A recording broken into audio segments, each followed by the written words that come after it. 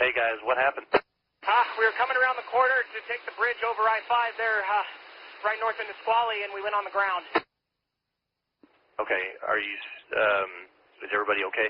I'm still figuring that out. We got cars everywhere and down onto the highway. Okay, copy that.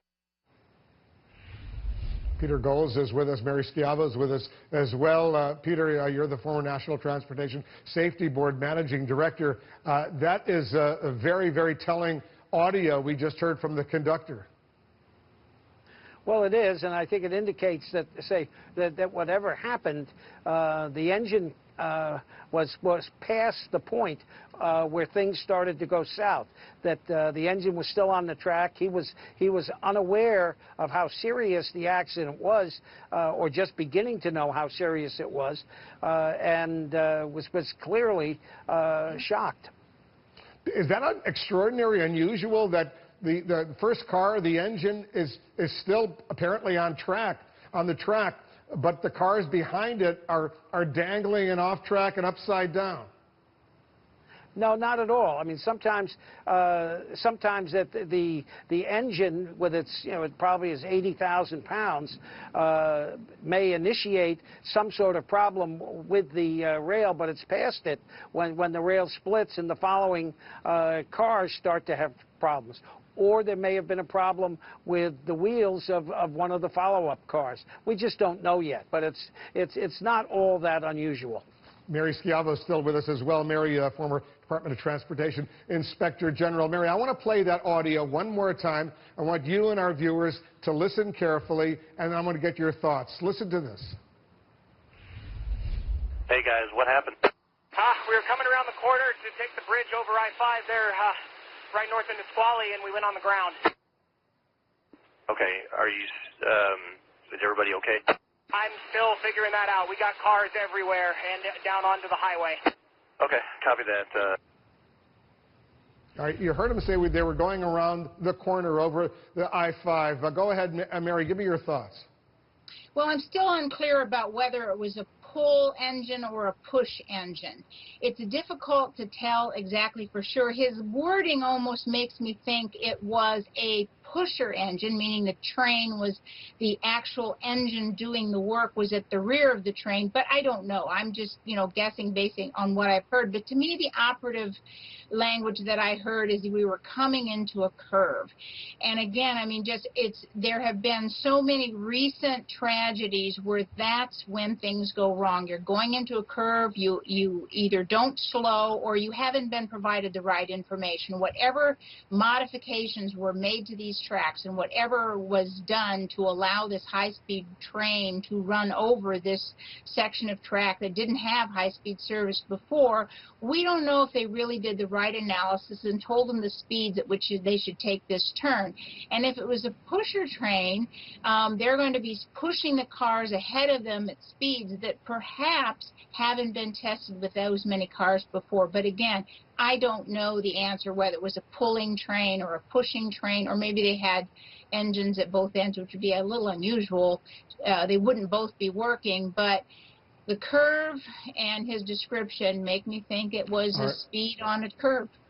Peter, look at the, I assume you can see air, you can see video, you can see the pictures we're showing. These are live pictures coming in. These are the first time we've seen the full extent of this derailment, and you see those cars on the ground there, and as the police spokesman, the sheriff's spokesman said earlier, several of them upside down. Can you see these pictures we're now showing, Peter?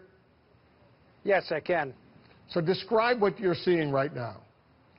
Well, this really is horrific, and I think indicates that the train was going at a high speed, probably at close to the 79 mile an hour limit, because these cars, there's a lot of physics involved. There you see the front. I think that's the front of the train, still on the tracks, but everything behind it looks like a disaster. Yep. Go ahead. Yeah, there's a lot of physics involved. That at that speed and at that weight, when something goes wrong, this is just a horrific event. And my guess is this train was traveling close to the 79 mile an hour limit. And you see that that one car dangling over Interstate 5, but on the other side, you see the cars, they're all over the place over there, and several of them upside down. Mary, I hope you can see these images we're showing our viewers as well. What jumps out at you? Again, I agree with Peter. I mean, it looks like this was a very high rate of speed. To have that much inertia and that much inertial force to literally fling that many cars off a track. Now, if you have a train crash where it's a line, where it's a rail out of alignment, you usually don't see that kind of a display of the cars. If it's an out-of-alignment rail, it's a little bit of a different kind of thing. It jumps the track, but you don't see this kind of far-flung tragedy. And I would have to agree that it looks to me that it was a pretty high rate of speed. You know, let's hope they weren't operating above the track speed limit, but going into a curve, it looks to me like the train could not take that curve at that speed. I know it sounds simplistic and nothing's ever that easy, but that's what it looks like. Yeah, I just want to point out the Governor Inslee of Washington State, he's just declared a state of emergency in Pierce County where this derailment took place. You know, Peter, when a train like this, a high-speed train, goes into a curve over an interstate, as is the case right here, is it up to the conductor to slow things down, or is it automatic? Well, in this case, I don't know whether there's positive train control on this track, which is an automatic braking system. But we don't know what the track was rated for, but it's up to the engineer to make sure he's operating within the guidelines and to make the correct decisions. I mean, one of the other things, Wolf, they're going to look at on an accident like this is the crash worthiness of these cars. Did they protect the occupants the way they were supposed to? How were people injured? How were they killed, unfortunately? And were these cars designed correctly? Did they perform the way they were supposed to? This is going to be a very complex investigation. And we did hear, Mary, that was the engineer talking, saying that there's a problem. So the engineer is okay, and he'll be fully investigated and clearly interviewed at length by the NTSB, right? Oh, absolutely. They do, obviously, blood testing. They look at his, his activities or whoever the crew is, his and her activities the days before. What were their sleep? What's their sleep pattern? Did they have any problems? Were they alert? And, of course, the black box that records every time that hand touches any controls, throttles, etc. But even the health and well-being, mental well-being of the persons running that train are taken into consideration. But, again, you need to know, and presumably he had or she had the right data, depending on who made up the crew, as to what speed you should take that curve, what speed you should be going, and were they, observing that speed absolutely to the T and not exceeding it, because with this many cars off the track and that far flung, I should add one thing to what Peter said about the survivability of those cars. Not only that, these cars, if they were the newest, most modern cars, they're kind of like a, sort of like a sport plane. They can actually lean into the curves. You have a sort of a three-dimensional motion instead of two-dimensional motion. And they would have helped, if they were operating properly, take the curves at a high rate of speed. It's kind of like a racer on a motorbike. If you've seen, motocross races, as they go into a corner, they lean. Well, the modern train cars do that too, and they help to maintain, beat the centrifugal force on the tracks. They're pretty cool.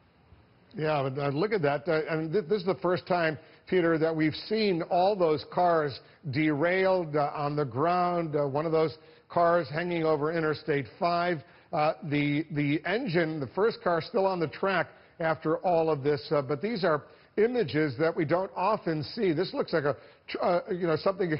And you've investigated, Peter, when you were at the National Transportation Board. A lot of accidents, a lot of derailments. How unusual is this one?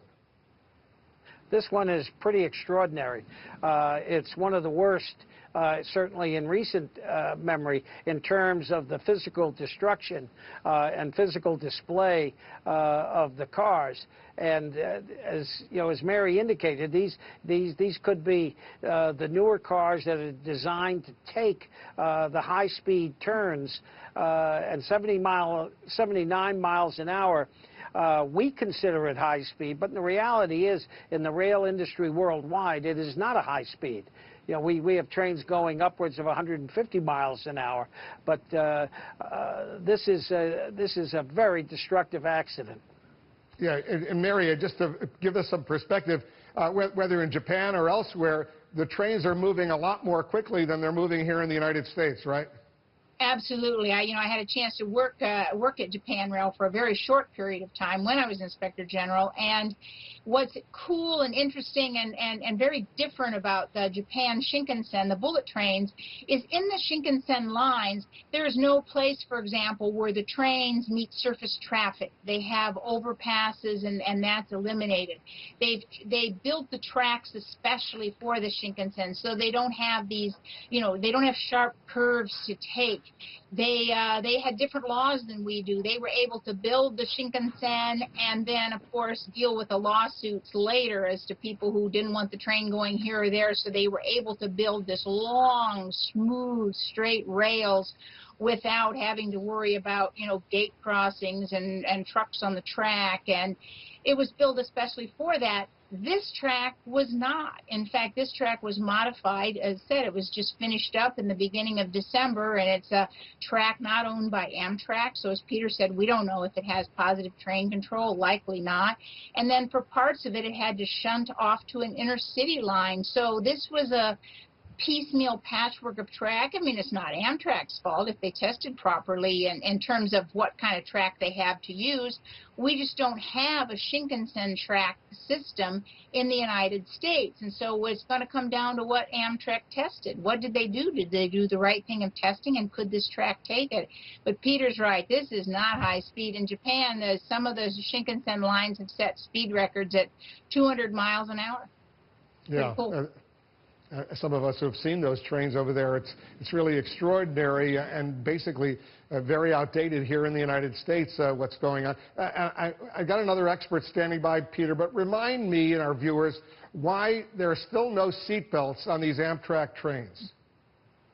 Well, that's been it was interesting. I was just going to mention that. They've debated that issue off and on for probably a generation, for 20 years. And it was felt that from analysis of previous accidents, that seat belts were simply redundant and would not have prevented the injuries that occurred inside. Now, they're going to look at that again. They're going to see whether the crash worthiness of the cars, which includes whether there were portions of the interior of the car that caused injury, and we'll be debating that question again. But Mary, let me finish your thought, Peter. Go ahead. I was going to say the real question is if we're going to have high-speed rail service in the United States, intercity rail service, are we going to commit the infrastructure improvements so that it can be done safely for the public?